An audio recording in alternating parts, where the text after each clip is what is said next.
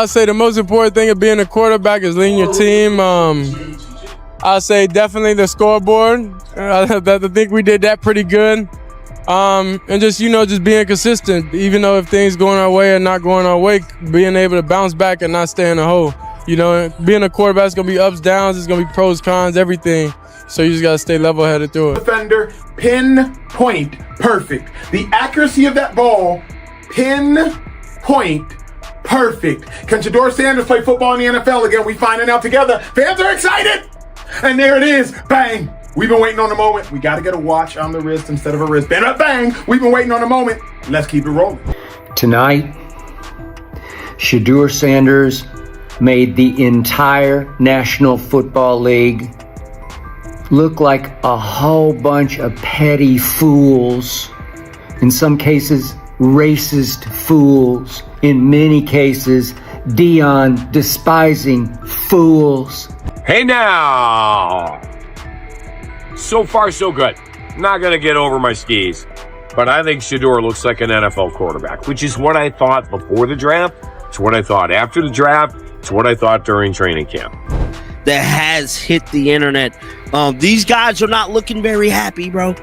They're not looking very Shedeur, perfect time and happy, bro. They know their days are... Made all those teams that had 143 chances to draft him before he went 144th.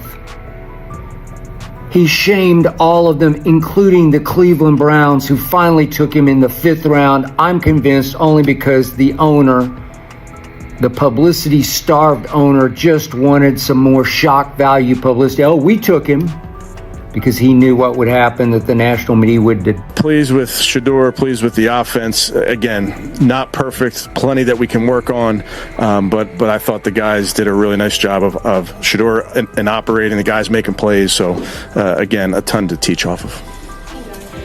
A little strange. It really is. I got to admit that. But I'm praying for him, and God has set him up and placed him in the perfect position that he needs to be in. It's going to be a problem after the night, though. I promise you that.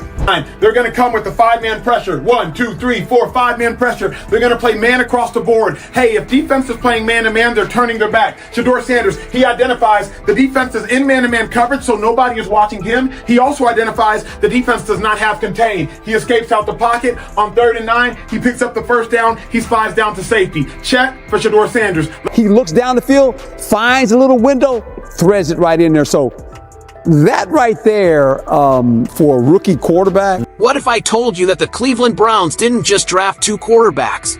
They orchestrated the most sophisticated psychological warfare campaign in NFL history. While everyone's celebrating Shedeur Sanders' $350 million merchandise empire and laughing at Dillon Gabriel's 93% unsold inventory collecting dust, they're missing the real story. This isn't about fan preference or market forces.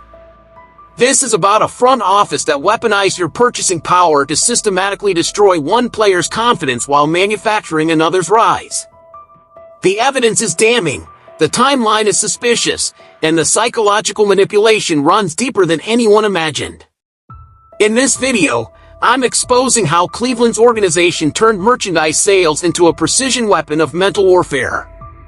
We're talking about leaked inventory reports delivered at strategic moments, practice footage mysteriously surfacing right before sales surges, and a 17-minute security camera sequence that reveals the devastating human cost of this manipulation.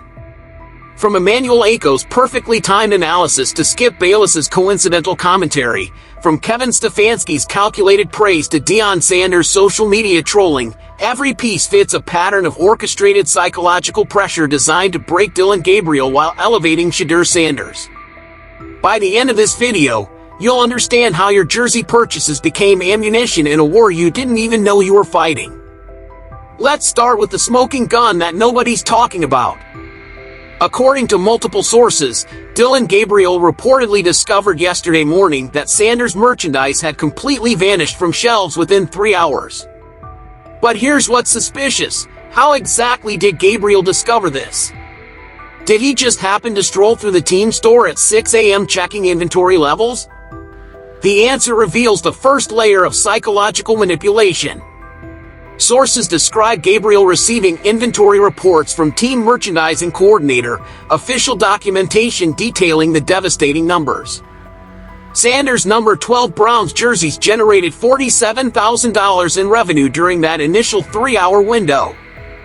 The online store crashed twice. Emergency restocking occurred overnight.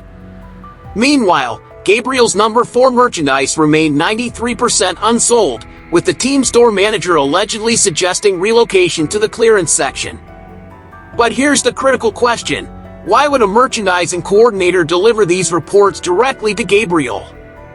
In normal operations, sales data flows to marketing executives, ownership, and financial departments, not to the players themselves. This wasn't standard business practice. This was deliberate psychological warfare. The timing proves the manipulation. These reports arrived the morning after leaked practice footage showed Sanders connecting on a 60-yard touchdown against the first-team defense. Emmanuel Ako's analysis went viral, highlighting Sanders' ability to escape out the pocket and identify the defense does not have contained. Social media exploded with hashtags trending nationally, ESPN highlighting the play repeatedly, and Barstool Sports creating viral content. Within hours, every Sanders jersey within a 100-mile radius disappeared while Gabriel's remained untouched despite promotional pricing attempts. The sequence is too perfect to be coincidental. Leaked footage creates buzz, expert analysis amplifies excitement, merchandise sales surge, and devastating sales reports land directly in Gabriel's hands the next morning. Sources claim Gabriel's reaction was unprecedented emotional fracture, allegedly erupting with "Guess it's not about football anymore. It's just a popularity contest." One offensive lineman reported, "Never seen him like that. He looked ready to snap." This wasn't natural competitive disappointment. This was the calculated result of psychological pressure applied at maximum vulnerability. The most damning evidence comes from security footage allegedly capturing Gabriel standing alone before merchandise display, staring at fully stocked Gabriel jerseys contrasted against empty Sanders sections for 17 minutes, processing visual representation of public rejection. One custodial worker claimed Gabriel appeared to be fighting back tears before abruptly departing facility. Think about this scenario: a professional athlete, fighting for his career, forced to confront physical evidence of his market rejection while his competitor's success surrounds him. This isn't accidental exposure. This is engineered psychological torture designed to break his confidence at the most critical moment of training camp. The Browns organization created a feedback loop where Gabriel's declining confidence affects his practice performance, which justifies the predetermined narrative that Sanders deserves the starting position. It's psychological manipulation disguised as market-driven decision-making. The second layer of manipulation involves the suspiciously coordinated media coverage that amplified Sanders' merchandise surge while systematically undermining Gabriel's confidence. This wasn't organic media interest. This was a carefully orchestrated information campaign designed to create unstoppable momentum. Consider the timeline of leaked practice footage. Herm Edwards, the legendary coach, provided detailed analysis of Sanders' touchdown, explaining how he squares his shoulders up again, looks down the field, finds a little window, threads it right in there. Edwards emphasized that plays like this are rare, especially from a rookie, highlighting Sanders' special performance. But Edwards doesn't typically analyze random practice footage from teams he's not affiliated with. Someone provided him this content with specific talking points. Emmanuel Ako's breakdown was even more sophisticated, demonstrating how Sanders identifies the defenses in man-to-man coverage and identifies the defense does not have contain. Ako's analysis included technical terminology and strategic insights that required advanced preparation, not spontaneous reaction to viral footage. His mimicking of Sanders' signature wrist celebration and declaration that fans are electric with anticipation felt scripted rather than authentic. Skip Bayless's commentary provided the perfect narrative framework, stating that Sanders shamed every single NFL team that passed on him, including the Cleveland Browns, who didn't see him as a starting quarterback, but rather as a marketing opportunity. Bayless specifically mentioned the publicity-starved owner wanting shock value publicity, creating the exact controversy needed to drive merchandise sales and social media engagement. The coordination becomes obvious when examining the demographic breakdown of Sanders' merchandise purchases. Marketing analytics revealed purchases skew younger, more diverse, geographically broader, with jerseys shipping nationwide, international orders increasing daily. This data was immediately available and strategically leaked to create additional pressure on Gabriel, whose limited sales concentrate among traditional Browns demographics, older, local, conservative quarterback preferences. Meanwhile, Gabriel's practice performance recently deteriorated, with accuracy declining, decision-making suffering, confidence visibly shaken. This decline coincided perfectly with the media blitz and merchandise pressure, creating the exact justification needed for organizational decision-making. Kevin Stefanski's post-game comments revealed the calculated nature of this campaign. While praising Sanders' leadership and saying, "Sanders led the entire team with real impact," Stefanski remained reluctant to put his name fully out there as the undisputed starter. This strategic ambiguity maintained competitive tension while allowing the psychological pressure to continue building on Gabriel. The most revealing element was Deion Sanders' social media activity.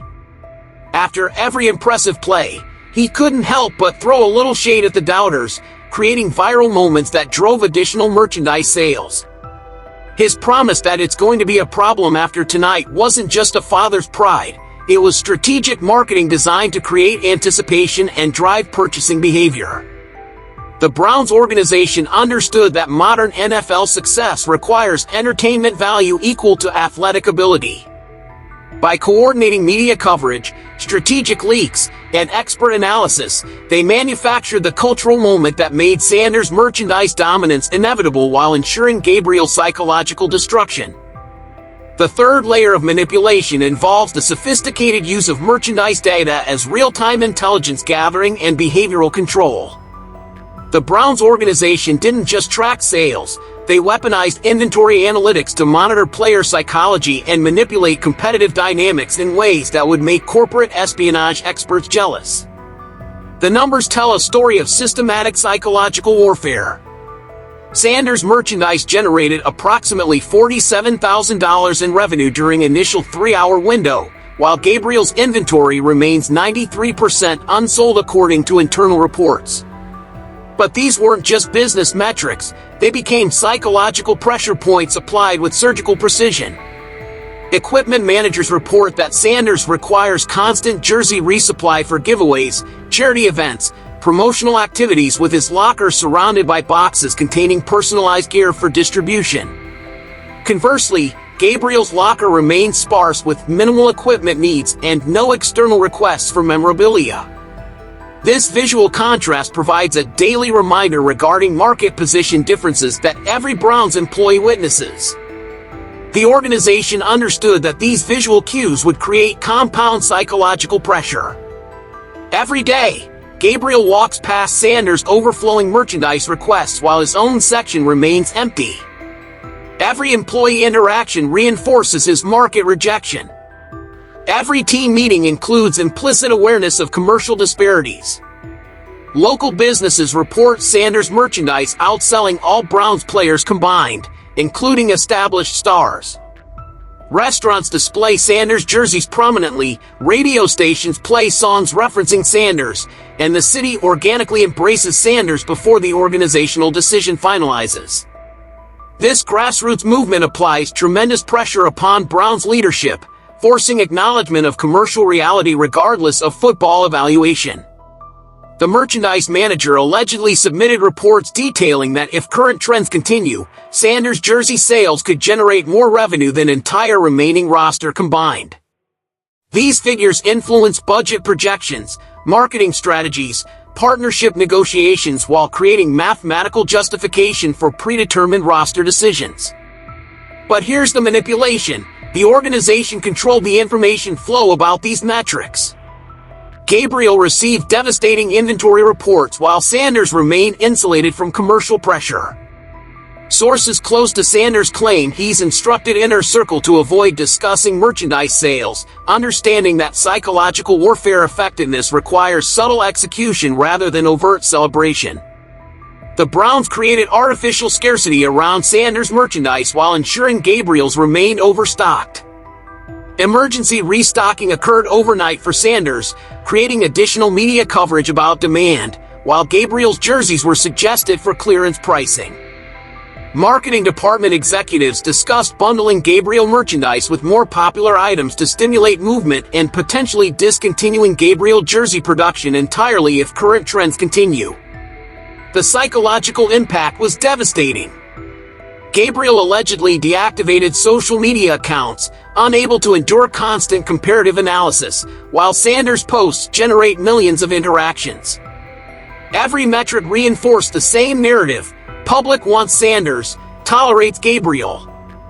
The organization used merchandise data to create a self-fulfilling prophecy. Poor sales justified reduced marketing support, which ensured continued poor sales, which justified eventual roster decisions.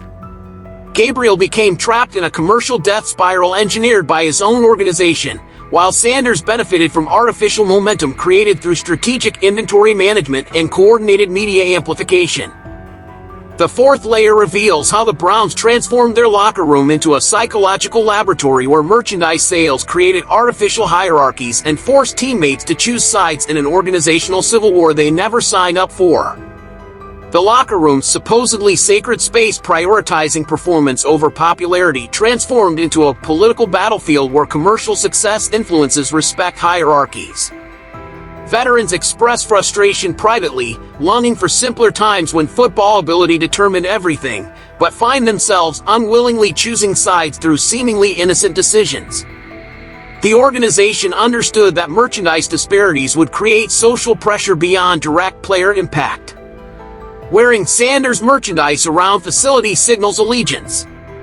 Purchasing Gabriel jerseys demonstrates support. Neither action occurs without consequence. Players calculate every gesture's potential interpretation. Sources describe the atmosphere as increasingly uncomfortable, with employees hesitating to discuss merchandise sales, understanding sensitivity surrounding topic. The team store staff received explicit instructions avoiding commentary about inventory disparities, while marketing department personnel navigate carefully between supporting entire roster while acknowledging commercial realities. The psychological manipulation extended to practice dynamics. Gabriel appears increasingly isolated, mechanical in execution, lacking previous enthusiasm. His cadence calls sound forced, and celebrations feel performative. The natural leadership previously displayed erodes gradually under commercial rejection weight. Teammates notice but avoid acknowledgement, creating a strange dynamic where everyone pretends normalcy while recognizing fundamental transformation occurring. Meanwhile, Sanders radiates confidence without arrogance, understanding momentum favors him overwhelmingly. The contrast became stark during the incident following afternoon practice, when hundreds of fans waited seeking Sanders' autographs while Gabriel exited simultaneously, walking past crowds focused entirely upon Sanders. Not a single fan acknowledged Gabriel's presence. No requests for signatures, no photos desired, nothing. Witnesses described Gabriel stopping momentarily, absorbing complete invisibility despite standing mere feet from the attention center. His expression allegedly revealed profound hurt before quickly departing. One equipment manager stated privately that might have broken him mentally. Seeing that disrespect up close, the Browns organization allowed this public humiliation to occur, understanding it would further damage Gabriel's confidence while reinforcing Sanders' psychological advantage. They could have managed fan access, controlled autograph sessions, or protected Gabriel from such obvious rejection, but they chose not to. Several defensive players allegedly approached Gabriel offering support, acknowledging unfairness of popularity-based evaluation. Yet privately, these same veterans understand business realities, having witnessed talented players released despite superior performance because they lack marketability. They recognize that NFL represents entertainment industry where commercial appeal influences everything from playing time to contract negotiations. The organization created a system where Gabriel's merchandise struggles signal dangerous trajectory, potentially culminating in organizational abandonment regardless of athletic merit. Every day in the facility reinforced his commercial failure while celebrating Sanders' success. This wasn't accidental social dynamics. This was engineered psychological pressure designed to break Gabriel's confidence while building Sanders' momentum. The Browns turned their own locker room into a weapon against one of their players, using teammate relationships and fan interactions as ammunition in their psychological warfare campaign. The final layer exposes how the Browns used psychological warfare to create justification for decisions they'd already made, turning Gabriel's mental breakdown into evidence supporting their predetermined narrative while maintaining plausible deniability about organizational manipulation. Front office executives allegedly conducted emergency session evaluating potential solutions, but the options revealed the predetermined nature of their strategy. Trading Gabriel generates minimal return given damaged market value. Keeping both quarterbacks creates unsustainable tension, potentially destroying locker room chemistry. Starting Gabriel despite Sanders' commercial superiority risks fan revolt, attendance decline, revenue reduction. Notice how every option assumes Gabriel's failure while treating Sanders' success as inevitable. This wasn't objective evaluation. This was reverse engineering justification for decisions already made during the draft process. Kevin Stefanski's comments demonstrated the calculated ambiguity designed to maintain psychological pressure. While pleased with Shedeur, pleased with the offense, he remained reluctant to put his name fully out there as the undisputed starter. Stefanski acknowledged not perfect, plenty that we can work on while praising Sanders' leadership, creating the exact narrative needed to justify eventual roster decisions. The organization understood that bigger forces at play, racism and politics within the league that try to hold players like Shedeur back, provided perfect cover for their manipulation. By positioning Sanders as overcoming institutional resistance, they disguised their own systematic campaign to destroy Gabriel's confidence as external market forces beyond organizational control. Sources claim ownership leans heavily toward Sanders, viewing merchandise sales as mandate from fan base while coaching staff resists, emphasizing football evaluation over commercial consideration.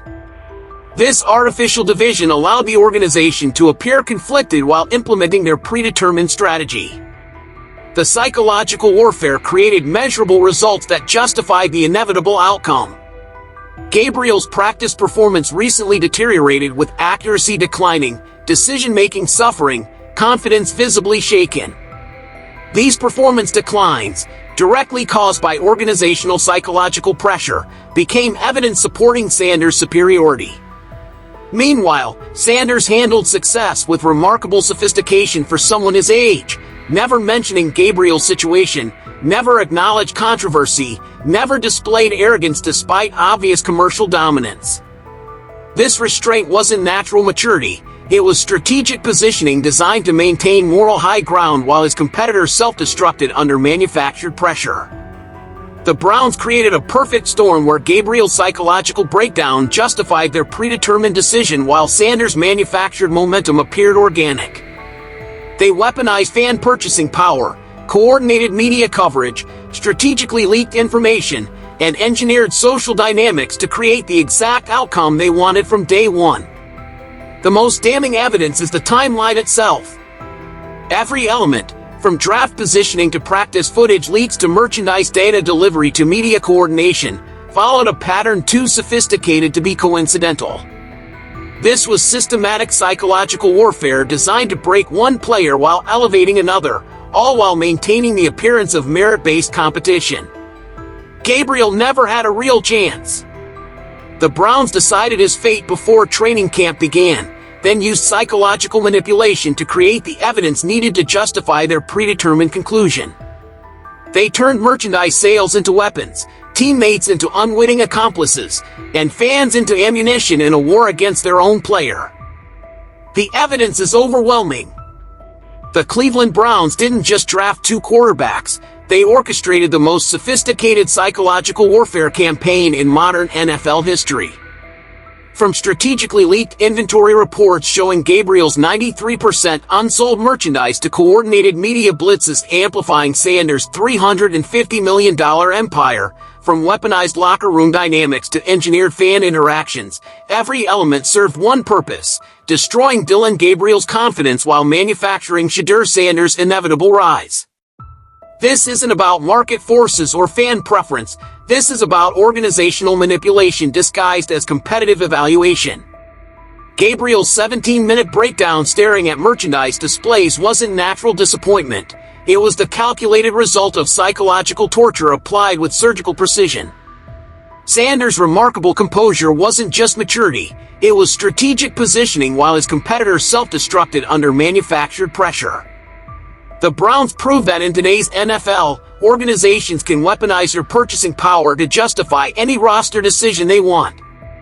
They turned jersey sales into surveillance, teammates into unwitting accomplices, and fan loyalty into ammunition against their own players.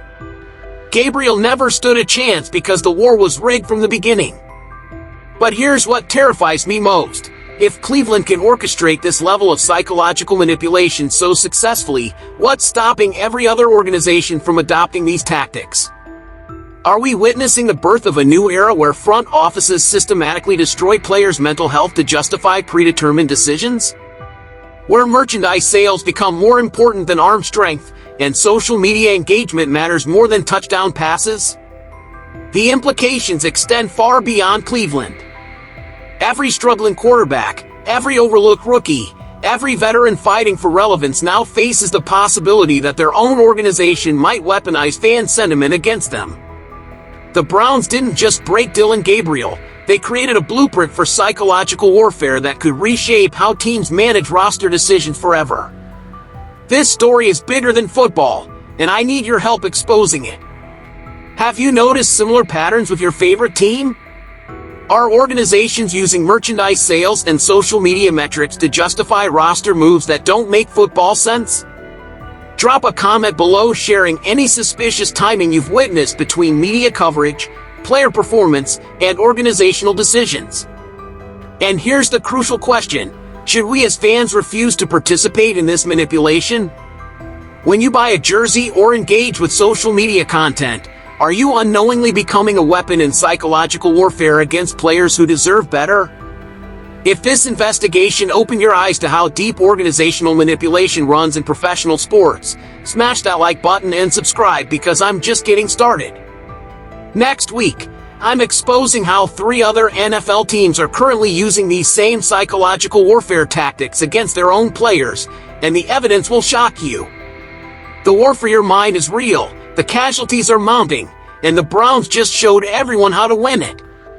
The question is, will you keep playing their game, or will you demand better for the athletes who sacrifice everything for your entertainment? Share this video with every football fan you know. They deserve to understand how their loyalty is being weaponized, and players like Dillon Gabriel deserve justice for the psychological torture they've endured. The truth is out there. Now it's up to us to make sure it spreads.